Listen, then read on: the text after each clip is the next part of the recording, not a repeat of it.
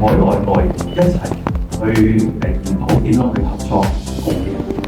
好肯定喺未來嘅日子裏邊，香港會繼續同大家一齊提出嘅一啲嘅灣區標準。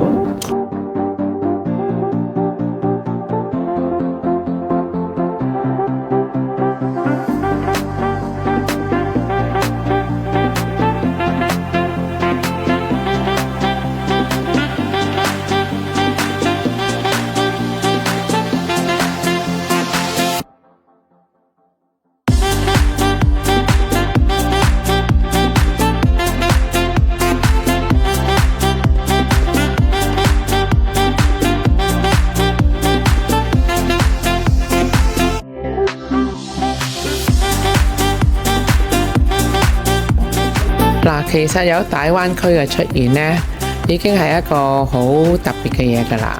咁而家呢，就喺美容美髮嚟講呢，9+2呢，而家中國裡面嘅組織呢，越嚟越多，唔同地方嘅會呢都加晒入嚟。而家已經係大陸好似有14個啦，已經超標咗。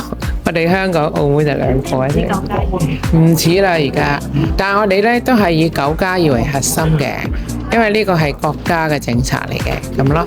但係其他可能細城市嗰啲呢，咁我哋都唔會推佢哋嘅，因為大家嘅同行希望個成個行業做得好嘛。嗱，因為9+2之外咧，真係周邊黐住9+2嗰啲市同埋區咧，佢哋都好想融入埋我哋一齊。咁我哋係歡迎嘅，但係呢個9+2係國家嘅規劃啦。咁多啲人咧，當然我哋嘅力量會大啲嘅，自信心都會強啲嘅。